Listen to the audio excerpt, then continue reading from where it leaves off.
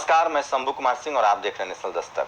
साहब का master stroke जो है ना, इस बार उल्टा पड़ गया है, लेकिन इसको डैमेज कंट्रोल करने में अब जुट गए हैं लोग, और उसमें सबसे बड़ी भूमिका दी गई है मीडिया को। एक बड़ा विश्लेषण बता रहा हूं, आपको समझना पड़ेगा कि हो क्या रहा है।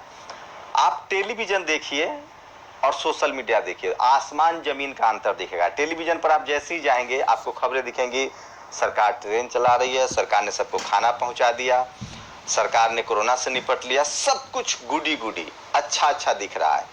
और वो लोग जो टेलीविजन चैनल पे जाते हैं पैनलिस्ट बन के, पता नहीं उनको सांप सूंघ जाता है या वो बिक जाते हैं, डर जाते हैं, उनकी बोली नहीं निकलती है। लेकिन वैसे ही आप सोशल मीडिया पर आइए, जैसे ही सोशल मीडिया पर आएंगे आपको भय, भूख, भ्रष्टाचार, गरीब लोग लाचार दिखेंगे। मैं बार बार कहता था ना, लॉकडाउन का सबसे बड़ा जो दोषी है वो पत्रकार है, इस देश का टेलीविजन अखबार है, क्योंकि उसने सरकार को भी अंधेरे में रखा। क्योंकि सरकार ने आपको पता है क्या हुआ क्रोनोलॉजी? मोदी जी एक नई चाल चल रहे हैं, इतना फंस गए हैं वो। पहली बार जो उनका सबसे बड़ा वोटर तबका है, शेड्यूल कास्ट और ओबीसी और आदिवासी, जो खुद को ये समझता था कि वो हिंदू है और मुसलमान मुसलमान के नाम पर वो वोट करता था, जब उसके पेट पर लात पड़ी है, जब वो एक हजार किलोमीटर पैदल चलने के लिए मजबूर हुआ है, तो इस सरकार से सबसे ज्यादा वो नाराज है। केंद्र में सरकार से नाराज है, राज्यों में सरकार से नाराज है। अगर हेमंत सोरेन के छोड़ दो, भूपेश बघेल को छोड़ दे, नीतीश जी से काफी नाराजगी है, डबल इंजन एकदम फेल दिख रही है। और बीजेपी शासित राज्यों में जिस तरह से लोगों को खाना नहीं पहुंचा, सबसे ज्यादा नाराज है। आज 50 दिन लगभग होने वाले हैं, उस समय से ही ये समस्या थी। ऐसा नहीं कि समस्या कोई विकराल हुई है, लोग बर्दाश्त कर रहे थे, जैसे नोटबंदी में किया था। नोटबंदी में तो कम से कम ये था कि लोग कमा रहे थे, खा रहे थे, सब बैंक नहीं जा रहे थे। इस बार क्या हुआ? उस समय बैंक में जाने वाले लोग परेशान हुए थे, जिसमें सबसे ज्यादा अंधभक्त ही थे, जो जातिवादी, ब्राह्मणवादी, मनुवादी हैं। लेकिन इस बार जो परेशानी है वो तबका हुआ है जो बैंक नहीं जा रहा है, जिसके पास पैसे ही नहीं है, सड़कों पर मौत हो रही है। तो इस बार मोदी जी फंस गए। अब उन्होंने कोशिश की है कि इसका ठिकरा जो है मुख्यमंत्रियों पर फोड़ दिया जाए, चाहे वो नीतीश कुमार हो, चाहे ममता बनर्जी हो, चाहे योगी, मतलब सारे। सोचिए, जब 22 तारीख को प्रधानमंत्री आए थे, 22 मार्च को उन्होंने जनता कर्फ्यू का ऐलान किया। 24 मार्च को वो रात में आए, शाम 8 बजे। 25 मार्च से लॉकडाउन कर दिया। उसके बाद पहली मीटिंग उनकी हुई टेलीविजन मीडिया के वालों से। उन्होंने कहा कि आप लोग अवेयरनेस कैंपेन चलाएंगे, कोई खबर नहीं दिखाएंगे। उन्होंने अंतराक्षी शुरू कर दिया। उसके बाद उन्होंने खिलाड़ियों से बात की, उसके बाद उन्होंने बिजनेसमैन से बात की, और लास्ट में उन्होंने मुख्यमंत्री से बात की। मुख्यमंत्री से उसके बाद 4 राउंड की बात हुई। कल जो मुख्यमंत्रियों से बात हुई है उसमें ठीक कहा कि अब आप समझिए लॉकडाउन आगे बढ़ाना है कि नहीं बढ़ाना है। सर, मास्टर के स्ट्रोक था आपका। आज 3600 मामले आए हैं कोरोना के, 70,000 के हम पार कर गए हैं, और लोगों की मौत लगातार जारी है।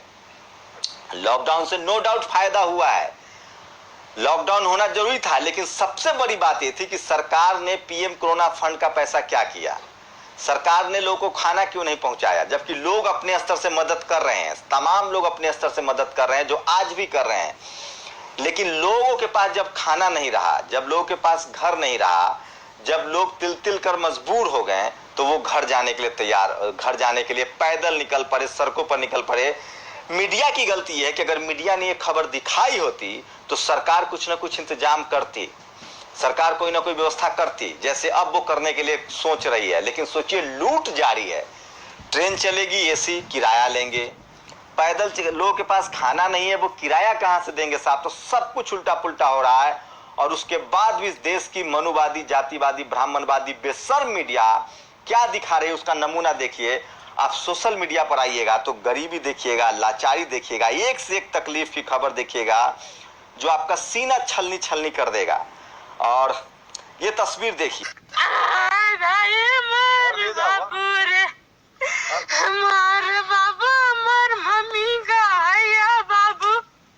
ये बताओ, कौन गांव के हैं ये? सुरकी। जब इसकी तबीयत खराब हुई तो 108 को कितना टाइम से डायल कर रहे थे? 6:45 से डायल कर रहे थे। क्या हुआ?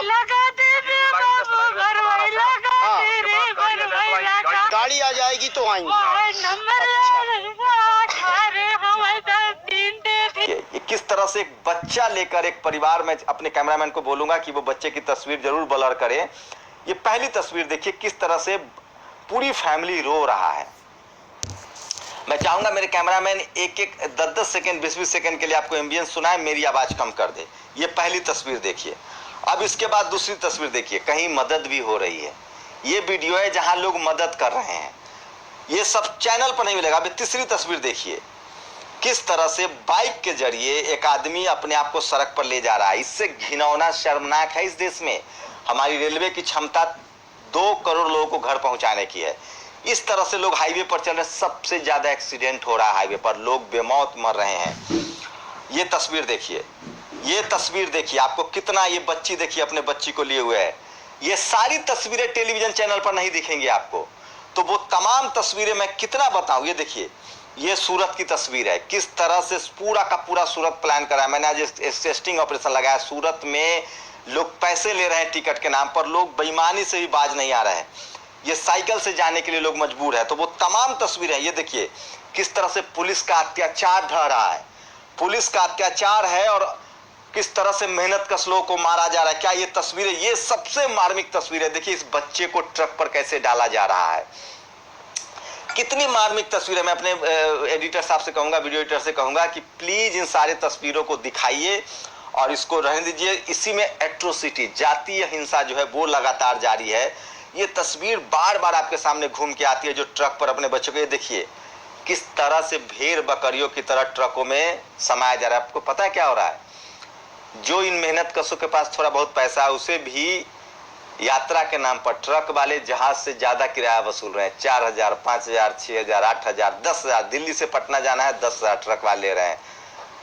सब कुछ याद रखा जाएगा प्रधानमंत्री जी, सब कुछ याद रखा जाएगा। इस देश की मीडिया, अभी भी मीडिया पर ये खबरें नहीं चले। उसके कैमरामैन पता है कहाँ रहता है, मैं रोज उसके कैमरामैन इंडिया गेट, उसके कैमरामैन मंत्रिमंडल, सब विजय चौक पर बैठे रहते हैं और ये अपने आप को पत्रकार कहते हैं। डूब मरो चुल्लू भर पानी में, पत्रकार नहीं हो तुम लोग, सरकार के दलाल भी नहीं हो, इंसानियत के दुश्मन हो, मनुवादी हो, लेकिन जनता याद रखेगी। देखिए पुलिस का अत्याचार भी इसी दौरान बढ़ रहा है। इस वीडियो के देखिए किस तरह से पुलिस वाले ने दूध वाले को दूध पटक दिया और मारना शुरू कर दिया। तो सब कुछ हो रहा है, कहीं ना कहीं कोई मदद भी कर रहा है। अब इस वीडियो को देखिए किस तरह से लोग जो है वो लगातार मदद कर रहे हैं। ये शख्स जो है वो मदद कर रहे हैं, खाना पहुंचा रहे हैं। ये ट्विटर पर वीडियो है। ये तमाम वीडियो है जो आपको देखिए किस तरह से आदिवासियों के साथ उठक बैठक करवाया जा रहा है। कितना शर्मनाक है ये, और ऐसा नहीं कि जनता नहीं समझती। अब ये लास्ट वीडियो देखिए किस तरह से जनता पूरे खेल को समझ रही है। तो जब आप सोशल मीडिया पर जाएंगे तो आपको कुछ भी अच्छा नहीं दिखेगा। लाचार, भूख, गरीबी, पैदल चलते लोग, मजबूर लोग, मरते लोग, खाना के लिए बेतहाशा परेशान लोग। लेकिन जैसे ही आप टीवी पर जाएंगे तो आपको बढ़िया, देखिए सब्जी का ठेला, अभी भी पुलिस वाले सब्जी का ठेला उतर रहे हैं। ये देखिए यूपी की तस्वीर है, किस तरह से बस में चल रहे लोगों को लात मारा जा रहा है। ये वो तमाम शर्मनाक तस्वीरें हैं जो आपके रोंगटे खड़े करेंगे, और जब आप टेलीविजन पर देखेंगे तो सब बढ़िया। और दरअसल वहां कोशिश है सरकार की कि किसी भी कीमत पर ये सब खबरें नहीं जानी चाहिए, क्योंकि इससे लोग नाराज होंगे, दंगा भड़केगा, सरकार के प्रति गुस्सा होगा। सरकार ने अब डैमेज कंट्रोल का बहाना ढूंढ लिया। वो कह रही है कि सब कुछ मुख्यमंत्री के जिम्मे है, जबकि सब कुछ इस देश के प्रधानमंत्री नरेंद्र मोदी ने किया था। लॉकडाउन उन्होंने किया था, और सबसे बड़ी बात है जो उनका सबसे मास वोटर था, जो भक्त हैं वो तो उनके साथ बने हुए हैं, उनके पास खाना भी है, घर भी है। SC ST OBC के जो लोग हैं, जो मुस्लिम्स लोग हैं, वो लाचार थे, मजबूर थे, गरीब थे, उनके लिए खाने का इंतजाम नहीं था। वो सबसे मुश्किल वक्त में है, और वो अब समझ गए हैं कि टीवी अखबार की सबसे विश्वसनीयता खत्म हो गई है, और वो खबर नहीं दिखा रहे हैं। मैंने पहले भी आपको उनकी खबर दिखाई थी, योगिता भयाना की। सोचिए दिल्ली में एक शख्स पत्ता खा रहा था, उन्होंने उसको खाना खिलाया। तो 3 चीजें कहीं नहीं रुकी है, कास्ट एट्रोसिटी, जातिवाद, ब्राह्मणवाद, मनुवाद, वो लगातार चल रहा है। और ये वो तस्वीरें हैं तमाम, इसको मैं अपने एडिटर साहब को कहूंगा कि ये लगातार इन तस्वीरों को दिखाते रहें, तमाम वीडियो को रोटेट करके लूप बना के। ये तस्वीरें टीवी से क्यों गायब है, अखबार से क्यों गायब है, जबकि लॉकडाउन जब से शुरू हुआ है तब से आज तक लोग पैदल चल रहे हैं, भूखे चल रहे हैं, मरने को मजबूर हैं। नौकरी चली गई है सबकी, किराया उनसे लिया जा रहा है, तनख्वाह नहीं दी जा रही है, प्रधानमंत्री PM केयर फंड का हिसाब नहीं दे रहे हैं, तो पैसा गया कहां? 5 ट्रिलियन इकोनॉमी हुई क्या? आप 6 साल से इस देश के प्रधानमंत्री है, आपने तो स्मार्ट सिटी का प्रॉमिस किया था, आपने तो बुलेट ट्रेन का प्रॉमिस किया था, आप तो 5 ट्रिलियन इकोनॉमी कह रहे थे, आप तो चुनाव जीत रहे थे। दरअसल इस देश का पूरा पैसा रैली में झोंक दिया गया। दरअसल इस देश का पूरा पैसा मंदिर मस्जिद के लड़ाई में झोंक दिया गया, और सरकार ठन ठन गोपाल है, और वो अभी भी जनता के सहारे है। भूपेश बघेल ने दे दिया हिसाब कि हमारे पास 50 करोड़ रुपया है, आप क्यों हिसाब नहीं दे रहे हैं? आप तो कह रहे थे, अन्ना आंदोलन में कह रहे थे कि लोकपाल लाएंगे। आप समझिए, इस देश में जितनी सरकारें चल रही हैं, उसने कुछ सरकारों ने अच्छा काम किया है, बाकी लोगों ने अपनी अकाउंटेबिलिटी से पल्ला झाड़ लिया है। जहां जहां पलायन हो रहा है वहां की सरकार जिम्मेदार है। लेकिन एक बात है, जिन जिन राज्यों से पलायन हो रहा है उसको समझना चाहिए।